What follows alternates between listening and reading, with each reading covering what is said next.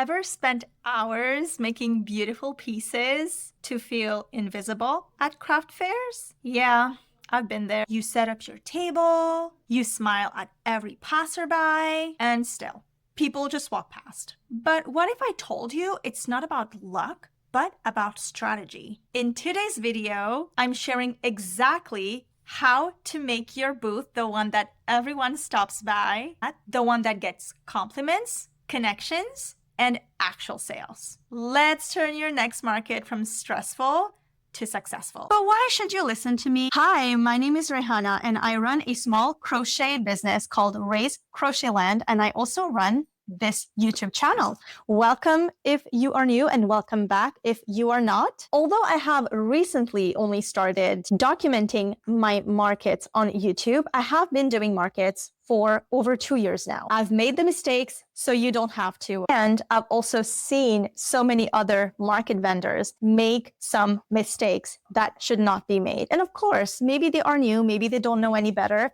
but the difference between you and them is that you're actually here now and looking for ways to make this better for yourself. So without further ado, let's get started. I know it is really hard for you to actually invest into something that you think you may not be doing for a really long time or that you don't think will be profitable. But you know what?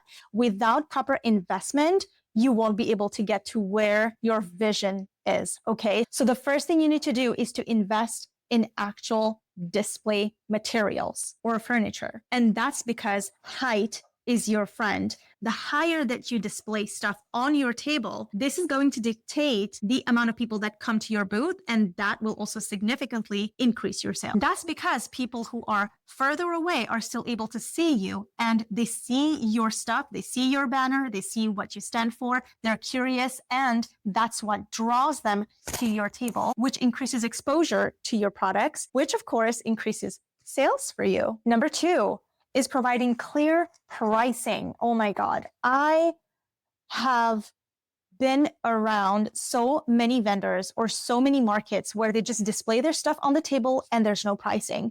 And I have seen that not only in markets where I have personally vended at, but also at markets where I was just a guest because I like to support local. So I don't only go to markets when I have money to be made, but I also go to markets in order to support local. And the amount of times that I have had to ask somebody for a price of something because the prices were not clear or because the prices were not there or too small really surprised me. So clear pricing. My strategy is just because I sell plushies, I just have the price of each item, especially if I have one-of-a-kind items, I will have those with a tag attached to the item. Sometimes if you have multiple of the same items, maybe different colors or different scents, you may want to print them on a piece of paper, be it small or be it big, even from just your regular house printer, and put them in the display stand. And I'm going to put a picture of what I have around here in the video, so you're gonna have an idea. I bought these stands from Amazon, and they are super, super easy to swap out. Like, it's nothing permanent. You just kind of insert the paper in between the slot, and people are able to see your offerings. So I find this really, really handy if you don't want to do individuals, but have them kind of scattered on your table. The thing is, people just don't want to ask for the pricing if the pricing is missing. A lot of people are introverts, and I'm so sorry, the sun is just coming in right now and it's shining on my face. It's okay. Maybe it's a sign. But what I want to say is that there are a lot of introverts, and if they don't see a price, they're not going to really ask you for it. And that's how you miss out on a sale. Number 3 is your color theme and your aesthetics. So I go to markets all the time and I see people having very sporadic colors or just very confusing color theme, or the aesthetics are just really, really off.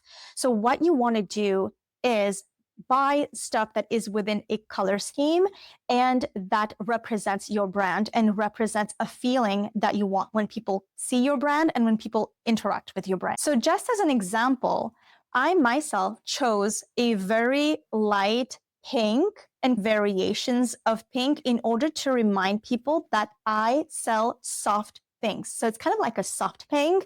And my aesthetic is usually very, very soft.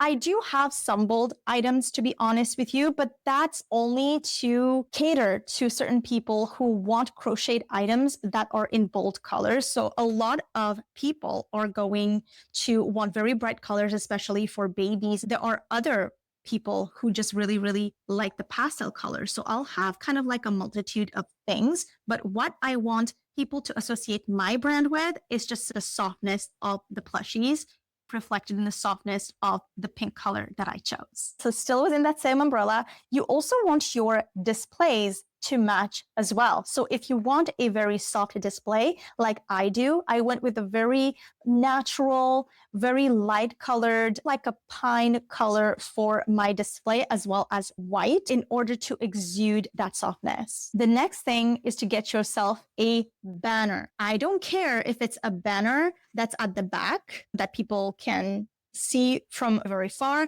I don't care if it's a banner that just attaches to your tent. I don't care if it's a banner on your tablecloth, but you need to have some with your socials on it. That's because you want to create a brand. You want to create a lasting impression for when people actually come to your booth buying something from you. It's just going to create a memory of you and the feelings that they have interacting with your brand. They need to have visuals. Kind of hand in hand with the banner thing, one important thing as well is to have your business card, because your business card is a mini version of your banner. That's how people are able to recognize you. That's how people are able to contact you. And that's how people are able to bring you home with them. Can you imagine going to a market and you have all of your display, everything looks so beautiful, but you don't have a business card? Imagine missing out on any big opportunity that could come your way. Like, I am in the handmade crochet business, so wholesale is not really an option for me, but this is just something for you to think about. Like, what if there's like a big retailer, like the acquisition manager of a certain company comes to that market and they're just really interested in your product and you have no business card to give them? How serious do you think they'll take you? How do you expect them to want to do business with you, right? So that's why business cards are really, really important. I see business cards kind of get run over, thrown around, blown away, or whatever. That happens at market all the time. However, it is still very relevant today. Now, it doesn't matter how you want to have that business card. I have seen people not have physical business cards, but digital ones as well. That works, right? Like, you don't have to have physical ones. You can just create a digital one that people can access using a QR code. The next tip is to show the making process. And that's the process of you actually making something that is in your booth. So if you crochet, if you sell art, if you make keychains, if you do hand sewing and stuff like that, bring your works in progress projects and work on them while you are at the market. And the reason you want to do this is because you want the customer to actually see that you are the one who makes them, because this will increase the trust. This will increase your genuineness in front of the customer, because they see how much work is put into the work, into all of the stuff that you have brought on your table. And this will increase the chances that somebody will actually purchase something from you. This also helps if you have higher price points, because then people can actually stand there, take a look at really how long it takes you to whip up something, right? Because of course, your prices don't only include the price of the materials, but they also include the price of your labor. This doesn't only increase curiosity from the standpoint of the customer, but it also increases the chances that they're going to have a conversation with you. And that's a chance for you to really show your warmth, to really show your personality, to really explain to them how your craft works and the work that goes into them, so that their respect for the work increases. The next tip is to offer bundles or limited editions. So from my experience, all markets have a certain theme. So what you want to do is try to capture a little bit of that theme on your table. So what you want to do is you want to create your art or create certain items that are specific for that market. It could be for the season, it could be for the market, it could be for people that are going to be there. For example, I have a Toronto Game Expo that is coming up in about 1 month. And what I need to do, and I need to do more of, is to actually crochet more game characters, because that is going to be what customers there are going to be mostly interested in, like kawaii stuff, even flowers or animals that come up in movies and stuff like that. Soak in the theme. And what I mean by that is that in my experience, every market that I sign up for, there is kind of like an underlying theme. If it is like a summer theme in summer markets, if it is for Canada Day, for Independence Day of your country, or if it is a fall market, if it is a game market, if it's a Christmas market, you kind of get the gist here. So there is a general theme for these markets. So what you want to do is kind of have, like, you don't have to have all of your stock or all of your inventory dedicated to that particular theme, but you at least want to have like a little bit of a bundle or a little bit of a space dedicated for that theme, because of the fact that you want to be part of the festivities, or you want to be part of the theme of the market. And that will get people drawn in, because people usually go to these markets because of the theme. They are interested in the products that are going to be available within that season that is relevant to that theme. So this is you basically just giving the customer what they really, really want. And that increases attraction to your booth, and it also increases sales for you. The next is to have an attention grabber. So in step 1, we talked about having a really tall display, or as high as you are allowed to have it. But you also want to have something that is attention grabbing. Either it's the stuff that you make or it's something else. I have seen people have claw machines. I have seen people have like wheels that spin in different colors, and they can then have discounts that will go with their purchases, with little free samples, percentage discounts, and stuff like that, that would really help you stand out from other vendors. Just in general, people will be more interested, because now it's like they're playing a game. They will be more interested in coming to see what you have to offer, especially if they win a discount or if they win a freebie. The psychology says that they are more prone, or they will tend to purchase from you if there is something that they are already kind of getting in return. And the last thing is not to clutter your table with too much stuff. And that's because of the fact that your table will not look aesthetic, and your table will not look inviting, and your table will look so confusing to people walking by. They won't want to come and look at what you're selling, just because of the fact that you have too much stuff out. Okay, like there has to be some sparse areas on the table, not too much, obviously, but there has to be a neat organization to your table, I guess, is a better way of putting it. If you have different items, group them in an area. If you have similar items, put them in the basket. If you have your pricing in your stands, make sure it's not blocking any of your products. Given your checkout stand, just make sure that everything is just cohesive. I learned doing all of that just through watching YouTube videos and getting ideas from others as well about how to do things, getting it to look really aesthetic so that when people walk by, they stop to look at your table. I cannot stress enough the amount of time that I have seen vendors kind of just put stuff on the table where people don't even know what they're selling. People don't even know what they're all about. People don't even want to come and look at what they're offering, just because of the fact that the table is so cluttered. People, when they come, they have to be attracted to your table, to come close enough for you to be able to have a conversation with them, to tell them what your brand is about, as well as create that friendly relationship with them in order for them to feel comfortable enough to buy from you. So again, no clutter. Bonus tip for those who remained up until this point of the video. It's your lucky day. The bonus tip is to stand as much as possible at your booth.